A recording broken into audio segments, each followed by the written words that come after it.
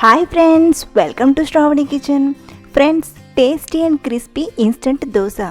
మీరు సూపర్ క్రిస్పీగా దోశ తినాలనుకుంటే ఈ రెసిపీని షూర్గా ట్రై చేయండి.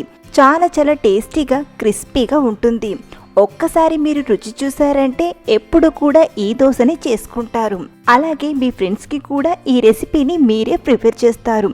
అంత బాగా నచ్చుతుంది మీకు. ముందుగా క్రిస్పీ ఈ దోశను ఎలా చేయాలో ఇప్పుడు చూసేద్దాం. ముందుగా 1 కప్పు ఉప్మా రవ్వను తీసుకుందాం. దీన్ని మిక్సీ జార్లోకి తీసుకొని బరకగా గ్రైండ్ చేయండి.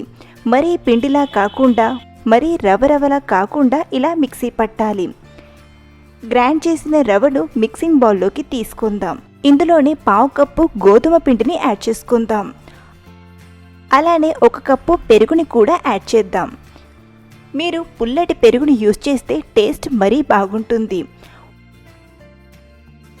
వాటర్ని కొంచెం వేసుకుంటూ కలపండి. ఇలా కలిపాక ఒక 15 నిమిషాలు పక్కన పెట్టండి.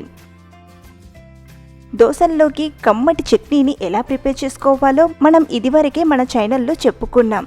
చూడని వారు కింద డిస్క్రిప్షన్లో లింక్ ఉంటుంది, ఓసారి చూడండి. 15 నిమిషాల తర్వాత చూడండి, కాస్త నానింది కదా.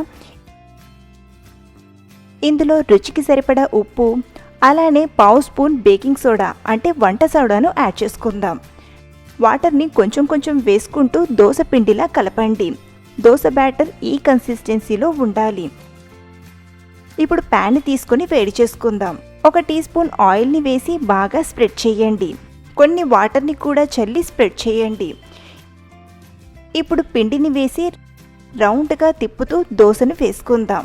హడావిడిగా గబగబా తిప్పేయకుండా ఇలా స్టెప్ బై స్టెప్ సర్కిల్లా చేస్తూ దోశను చెయ్యండి. అప్పుడే దోశ రౌండ్గా బాగా వస్తుంది. దోశను మీడియం టు లో ఫ్లేమ్లో కాల్చితే క్రిస్పీగా వస్తాయి. లేదా మీరు హై ఫ్లేమ్లో కాల్చినట్లయితే మెత్తగా వస్తాయి. సో మీరు దోశను క్రిస్పీగా తినాలనుకుంటే లో టు మీడియం ఫ్లేమ్ మధ్యలో కాల్చండి. ఇలా బాగా కాల్చి తీసుకుంటే సరి. ఎంత బాగా వచ్చిందో. ఇలాగే అన్ని దోశలను చేసుకుందాం.